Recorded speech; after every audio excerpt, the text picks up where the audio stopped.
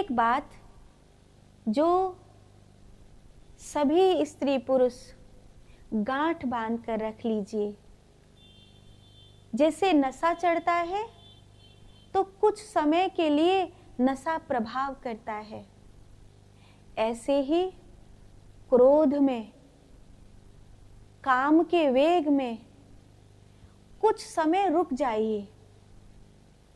ना उस पुरुष से बात कीजिए, ना उस स्त्री से बात कीजिए, उसके सामने मत जाइए और उस समय फोन रख दीजिए, कोई विचार मत कीजिए। हो सके तो स्नान करने चले जाइए, शौच आदि से निवृत्त होने के लिए चले जाइए, भगवान के मंदिर में जाकर के बैठ जाइए, ध्यान करने के लिए माला ले लीजिए अपने हाथ में और उस वेग को निकल जाने दीजिए।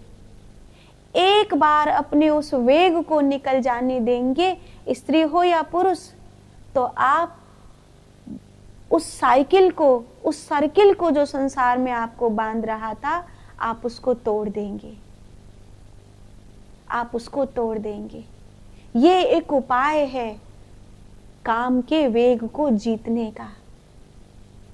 सन्यासियों के जीवन में भी ये वेग आता है, ब्रह्मवेताओं के जीवन में, ब्रह्मचारियों के जीवन में भी ये वेग आता है। कई बार विधवा स्त्रियों के जीवन में ये वेग आता है। कई बार विवाह नहीं हुआ है और उससे पूर्व ये वेग उठने लगा।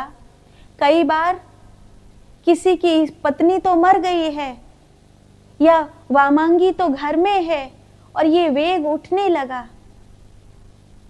उस समय मर्यादाएं टूट सकती हैं, उस समय किसी के प्रति आकर्षण हो सकता है, उस आकर्षण को उस समय कोई स्त्री या पुरुष प्रेम मान करके भूल कर सकता है।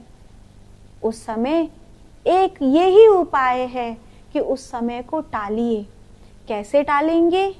उस समय स्नान करके शौच आदि से निवृत्त होइए, फोन को अलग रख दीजिए, उस स्थिति से अलग हो जाइए।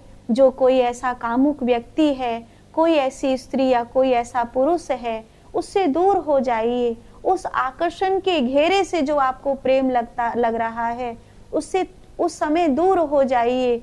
भगवान के मंदिर में जाकर बैठ जाइए, माला फेरिए, नाम जप करिए, अपनी श्वास को नाभि तक पहुंचाने का प्रयास करिए, गुरु मंत्र का स्मरण करिए। करीब 20 मिनट या 40 मिनट का वो क्षण होता है, वो निकल जाएगा और आप सहज हो जाएंगे।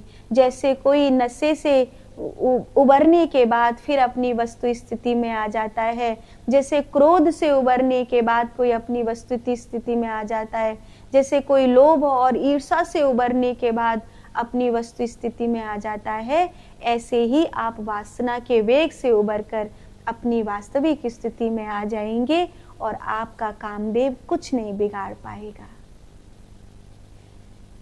धैर्य